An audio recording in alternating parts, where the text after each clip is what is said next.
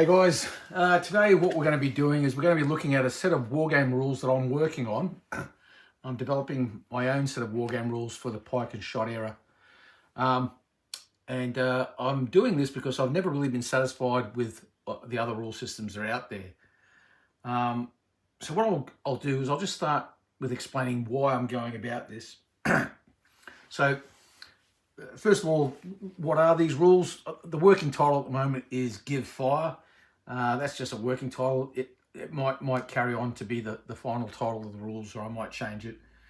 The design philosophy of these rules centers on the idea that I wanted a set of rules that reflects the grinding, attritional nature of the pike and shot warfare and the ebb and flow of mounted combat of the period. I also wanted to reflect the various tactical theories of cavalry combat. Artillery, for its part, was still in an experimental arm to a degree, but it was making itself felt on the battlefield. Now, whoever reads these rules may be surprised to know that the number of cannons to men ratio at major battles such as Edge Hill and Marston Moor was roughly the same as that during the Napoleonic Wars, approximately one cannon for every 400 men. I was also keen, however, to reflect the fact that the guns were brought to the battlefield by civilian non-combatants, and gunnery was still not an exact science. And I want these rules, above all, to give the flavour of the warfare between this war between king and parliament, and obviously it has to be enjoyable. I'm also adamant that friction should be an obvious element that you, as a commander on the battlefield, must contend with. As wargamers, I'm certain we have far more control over our troops than reality would actually dictate. So I was very conscious that I wanted to limit the amount of influence that we as the wargamer have over the vast expanse of the battlefield. I wanted to limit the influence to that which a normal battlefield commander could expect to exercise. Now, turning to the cavalry, during this period there were primarily three schools of thought on cavalry tactics. And if you fast forward 200 years, well, almost 200 years, you can see that the clear winner was the impact shock action school of thought. So how to prevent all gamers using their cavalry as impact cavalry?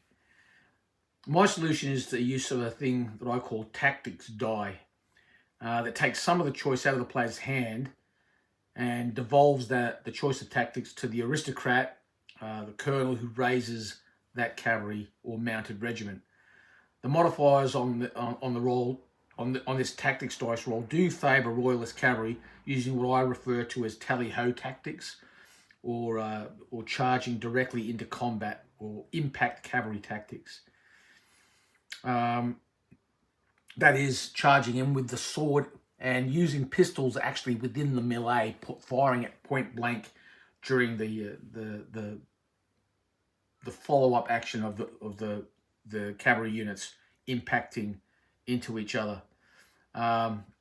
And also there's going to be the die roll is going to be tilted to encourage or result in parliamentarians usually delivering a more controlled charge and delivering controlled pistol volleys and then going into combat. And there's also that third school of cavalry tactics at the time, which was caracoling. And so there's that tactical option is also there as well. So long story short, what we're going to go on with now is I'm just going to show you some of the aspects of these rules. I hope you find them interesting. If not, that's fine. We've all got our own personal choices. I know lots of people enjoy warlord games, pike and shot. And then, of course, there is Baroque, which is a good set of wargame rules, but it's just not granular enough for me. Then there's, I think, a set of rules called for King or Parliament, or for King and Parliament, which is a derivative of the Ancients to the Strongest rule set. And there's a lot more out there as well. But this sort of rules give fire. Um, what I'll say about them is there's nothing really terribly original in them. I've drawn on inspiration from rule sets such as Nevermind the Bellhooks, General d'Armée, Soldiers of Napoleon, I Ain't Been Shot, Mum. There's lots of rule systems that I use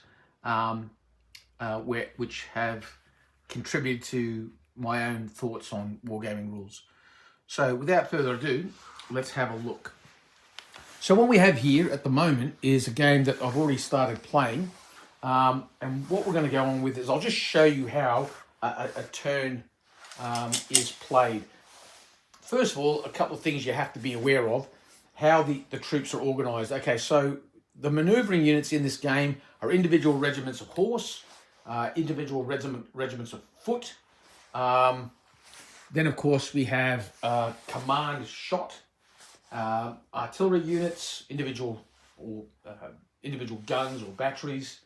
And then there's loose shot, which are kind of like skirmishes. The rules, I go into a bit of detail about who were loose shot and what was their function. And of course, there's dragoons. There's also lancers, so Scottish border horse, and clansmen. No lancers or clansmen on the table today. I'm just going to be using regiments of foot, which are pike with sleeves of shot attached, and command shot are the predominantly formed infantry types. So with that said, you then have your individual units, and you can form them into battaglia or brigades. So for example, what we have here is a brigade of 3 regiments of foot. 1, 2, 3. They have some loose shot attached to them.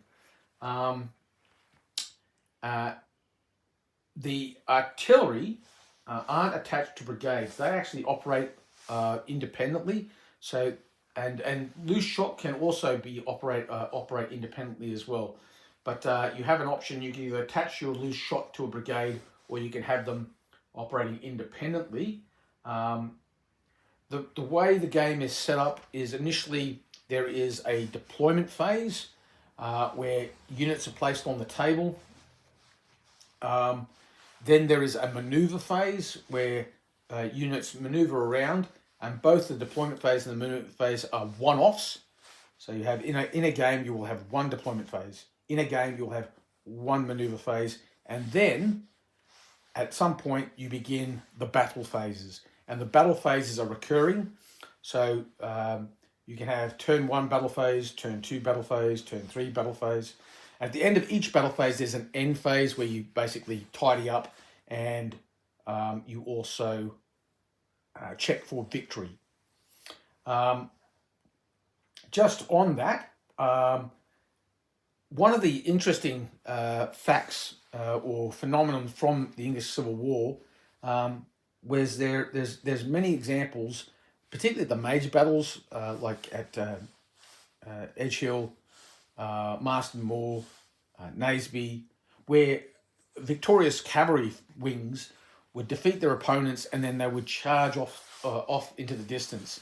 And to the uninitiated, you might look at that and think, oh, what are they doing? They're going off glory hunting or plundering or whatever. There was actually a reason why they did that. Often it was if they had driven the enemy cavalry off, they wanted to make sure they were driven off, and they would keep pushing them and dispersing them. But they would also take those opportunities to attack the logistic hub for the army, so the baggage.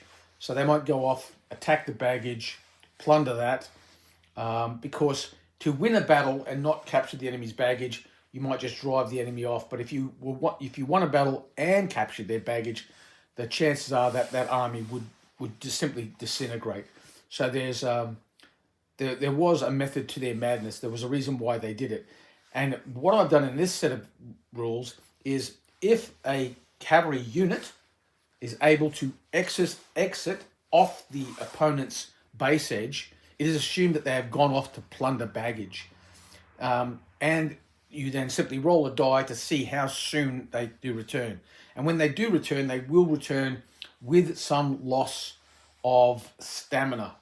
Each unit starts a game with a set amount of stamina, and as that stamina is reduced to a warned status, and then a spent status, and then a destroyed status. If they go off and plunder, when the cavalry comes back, they will have sustained some stamina loss, and that's because either fighting for the baggage, they've had some casualties, or simply the fact that when they've fought for the baggage and plundered it, some troopers are going to assume that they've contributed enough for the day, and they're going to go off with any kind of loot that they might have. And maybe they'll return to the colours, or maybe they'll never be seen again. So that's an element to the game that ensures that both sides will do what they can to maintain their flank security and not let the enemy just run right across the table edge, because they will suffer losses in army morale points if that happens. Because to give you some idea, each formed unit is worth a army morale point. Is worth some army morale points. You tally them all up. You divide the whole total by half, and that's what your army morale point or army morale value is. Baggage is worth 3 army points by themselves. So it's well worth defending, and it can be grim if it is lost. But it's also not the end of the world if the baggage is plundered. So there's that. Now, the idea is that there will be a deck of cards, and you basically get a card for each of your subordinate commanders. So in this case, there's one here, there's another couple down here, and there's the commanding general. So there's a card or a token for the commanding general, one for each of the commanders. There's also one for independent arms, which is the artillery, loose shot, or any dragoons that might be operating independently. And then there are 2 events tokens or event cards. And when they're drawn, random events are diced for. One side or the other might gain this card. And they also trigger second rounds of combat. So you might have combat taking place or melee taking place between some units on the table. They fight 1 round of combat and then it stops. And then when the event card is drawn, the round of combat can recommence. Or if a commander's card is drawn, he can make that round of combat recommence as well. So what we'll do is let me just give you a bit of a flyby of the table here. So essentially we have a parliamentarian force on this side with a regiment of horse and a regiment of cuirassiers. Then we have a brigade here with 3 regiments of foot. And there's an artillery gun there, an artillery gun there. There is some command shot that belongs to this brigade here. And then there's a independent unit of dragoons here. And then there's another brigade of cavalry. This time there's 3 regiments here. So that's the parliamentarian forces. And then over here we have the royalists. 3 regiments of horse here. That's actually 1 regiment in line formation here. And 2 regiments in column formation. 2 regiments of foot there. Then back here we have a reserve, which consists of command shot with an attached artillery piece with them, a minion, a regiment of dragoons in the built-up area, and the King's Life Guard. So those 3 units belong to the commander-in-chief for the Royalist force. There are 2 guns that are independent. Then there is a small brigade of 2 regiments here and a brigade of Royalist cavalry over here. Right, so that's what we have in regards to the forces on the table. And now what I'll do is I'll go through the process of how we activate. It's the commencement of a new turn.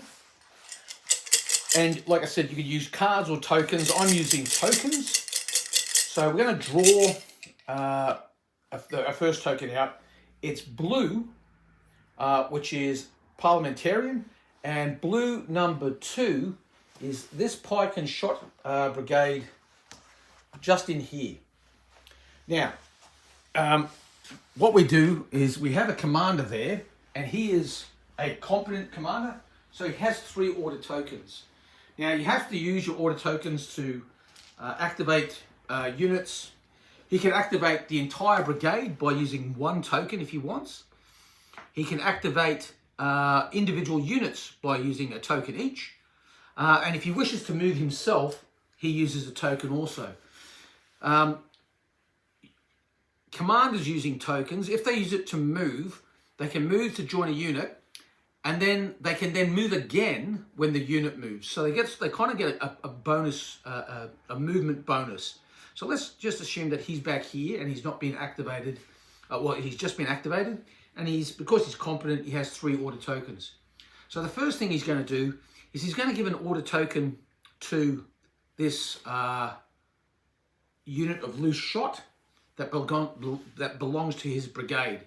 Now, he could ignore them and let them operate off the loose, the independent arms token, but he wants to get them moving. Now, they have a movement rate of 12 inches, but they must stay over 6 inches away from any mounted troops. So what they're going to do is they're going to move forward to this point here. They're over 6 inches away from those cuirassiers there, so they feel good about that. So loose shot, they're the only troops that can move and fire.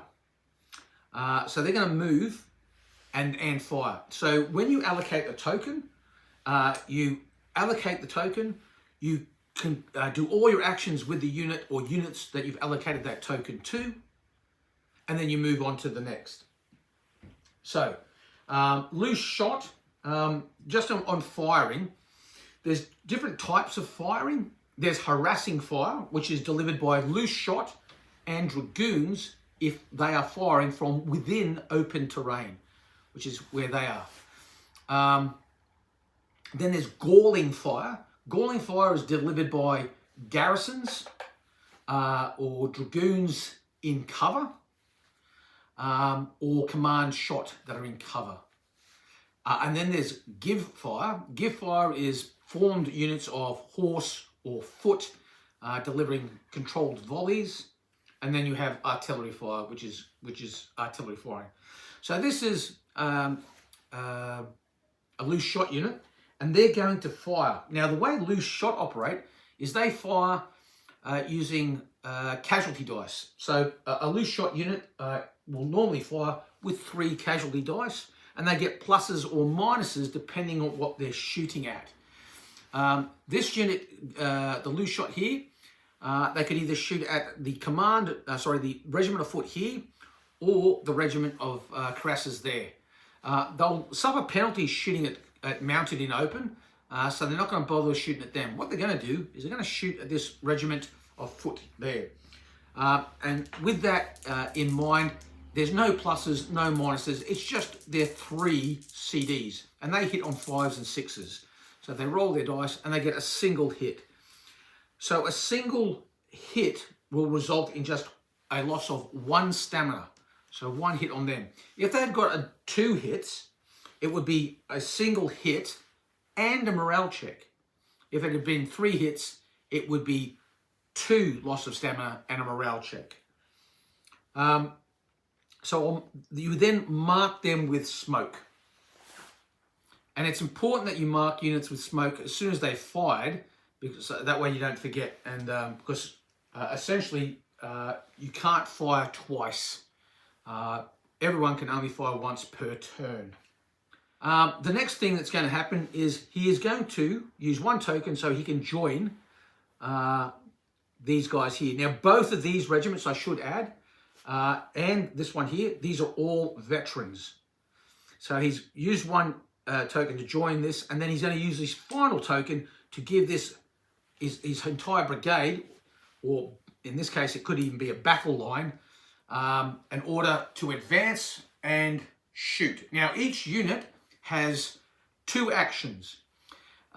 When you give a token to a unit, you're saying to it, you can use your 2 actions. If you give it to a brigade, you're saying all the units in this brigade can use their 2 actions, but they all have to do exactly the same thing. They can't deviate in the slightest. So he's going to tell this brigade to advance half a move for their first action and then give fire for their second action.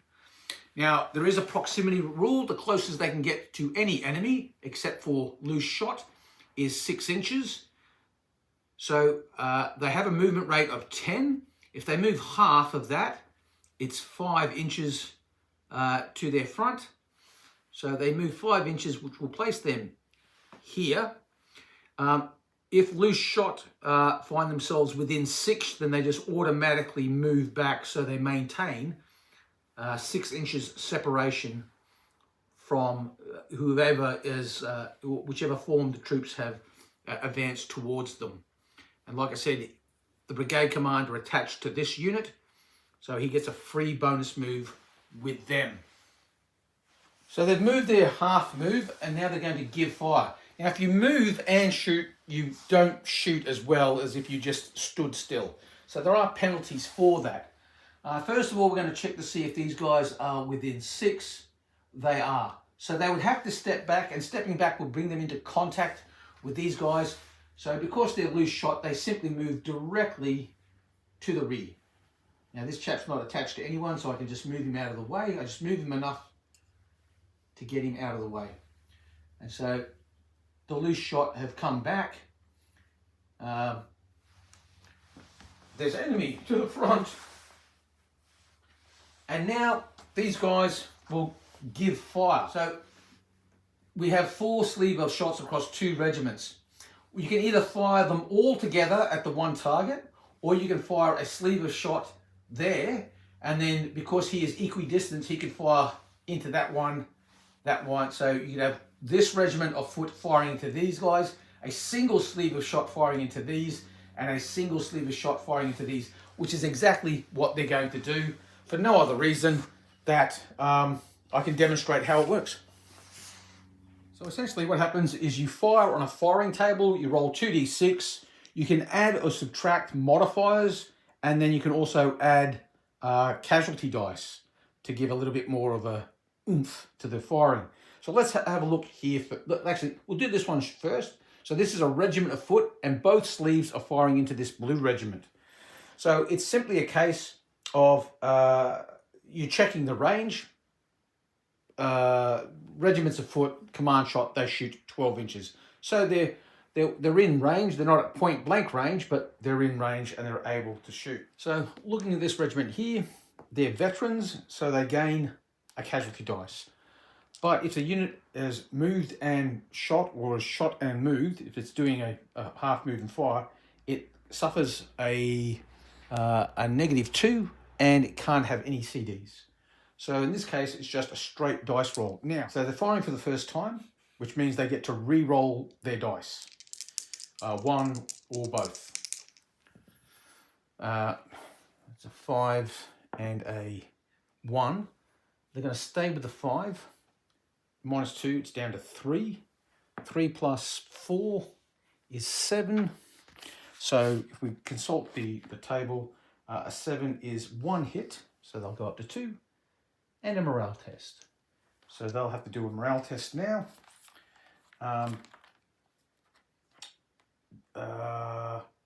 The support units, okay, those units within 3 inches, okay, this unit's within 3, but that one's not, so that's a +1.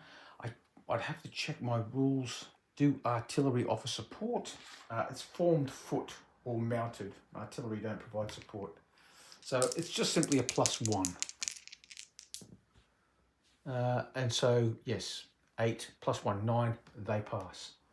Now, over here, we have sleeves. So normally it's a -2 for the movement. It's a -1 because it's a sleeve, because they are shooting at this unit, because this sleeve is shooting at that. So sleeves firing at different units. So it's a -3, but they can re-roll because it's first fire. -3, 10, 7, they're not going to change that. So it's another 1 and another morale test. 7. That's an 8 because of the support, so that's a pass. And then this sleeve shooting at these guys, a -3, 6 and 4 is 10, -3 is 7, so it's a hit and a morale test. They'll do their morale test. Again, they've only got 1 support, which is these guys here, and 9, they've passed because that's a 10. So that is shooting by formed infantry at their opponents. That's this commander finished. So now we draw another token to see who is the next to activate. Right, so the next chip out is Parliamentarian 4. Okay, so that would be this commander here. This guy is a competent commander also, so he has 3 order tokens, and so he's going to issue 1 order to himself to join this unit of cuirassiers, and then he's going to give 1 order to his entire brigade to advance. So the movement rates for cavalry, so these are cavalry columns. So a cavalry column will move 16 inches, and cuirassiers move 12 inches. So going at the rate of the slowest unit, the brigade, they will move a full 12 inches. Now, in doing so, that will bring them within 6 inches of that loose shot. And so they can't be there. That loose shot unit can't stay there. So loose shot approached by cavalry automatically get a free move, and they move directly to the rear of their nearest form unit in their brigade. We'll just mark them with some smoke so we remember that they've been activated and fired. They're also have moved, they're not yet at the 6-inch mark. They're 7 inches away. Now, because they've done a full move, they can't fire. If they had only moved half, they could then deliver some fire, but they can't do that. So the next unit out of we draw is, as luck would have it, an event token. Now, neither side have had an event token so far. So the way it works is we roll 1 dice for each side. Red for Parliament and blue for the Royalists. And so at this point, the blue, the Royalists have it. Now, so the Royalist has the event token, or has won the event token at this stage. Now, if the Parliamentarian commander was really keen to get the event token or the opportunity to roll on that table, he could use his command token to re-roll his die. If he was to do that, he could re-roll that, and if the Royalist commander hasn't used his command token yet, he could then re-roll it as well, hoping to get the card. But we're just going to assume that at this point, the Parliamentarian is more than happy to let the Royalist have it.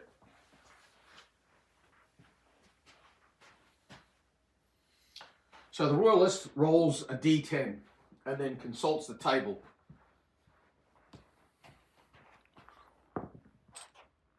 and it's a 3. Now, if we look at the events table, a 3 is a powder explosion.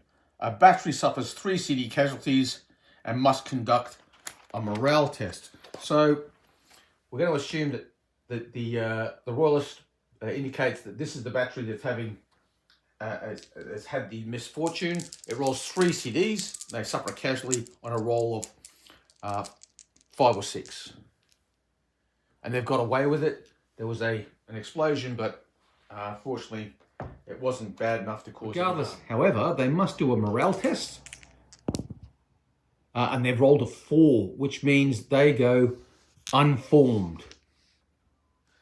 Now, the next time that an events card comes out, what will happen is the parliamentarians will get a +1 on their die roll. Okay, so the next card out. So the next card out happens to be the Army Commander card for the Royalist. So this is an opportunity to show how the Army Commander works. Now, he only has 1 order token, and he has a free movement. His movement rate is 24 inches, and he has a command radius of 18. So he can use his free movement, and his free movement easily gets him to contact with him. But let's pretend it doesn't. Let's pretend it pulls up short. He still has a command radius of 24 inches, or is it 18? I'll have to check the rules. But anyway, he uses his command radius, and he uses that order to initiate this brigade here. So the commanding general has an ability. He only has 1 order token, but one of the things he can do is he can use it to initiate a brigade out of sequence. So he gives the order as if this guy's order token has been drawn, and you just use it as if he was activated. So he's done that because he wants this cavalry brigade to do something. So with that, this brigade commander will use his first order token to attach to this unit here.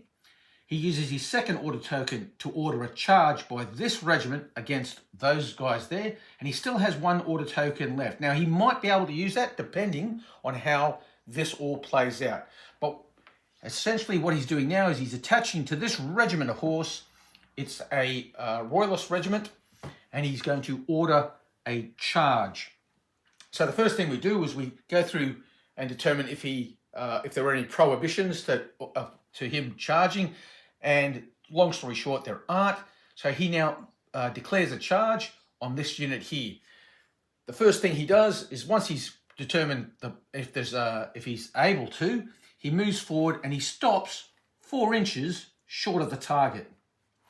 The next thing that happens is, this is really important, that the charges have to be done into a strict sequence of events.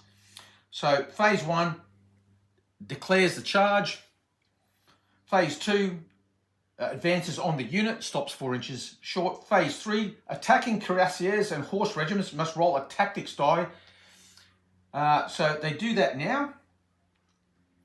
Now this tactics die, this is the as I was speaking about, this is where the various types of tactics used by regiments of horse, harquebusiers, cuirassiers, and the like could result in a variety of tactical options happening. Now, they are a Royalist regiment, and they are impact cavalry. So we roll a die, and they've got a 6 straight off the bat. So that's tally-ho, and they're not going to change that. He wants to use the tally-ho tactics. So he's attached, and he's gone charging forward. So the first thing that happens, actually, is these guys move their 4 inches forward. Cavalry being charged must do a morale test first. So they do a morale test. It's simply 2d6 with any additional modifiers. Being charged gives you a +2, and supports gives you another +1. So being charged isn't a negative modifier, it gives you a +2, because I didn't want to create a situation where just by being charged could result in you fleeing. So they get a +2 because they're being charged. So the worst that can happen is they get a disorder result as a general rule. Unless, of course, they were inferior. So they get a +2. They also gain any supports. And they have a support here, so that's a +3. So it's a +3 to their roll. Oh, lucky they have. They've rolled a 4 +3 is 7. So they've passed, but only just. So that support has really helped them. Now they would give fire. Cavalry columns roll 4 dice. Hitting on 5s and 6s. They've got 1 hit. So that's 1 hit on these guys, but it's not enough to trigger morale test for them. And so now they go into hand-to-hand combat. These guys, because they've passed their test, will advance or countercharge that last 4 inches.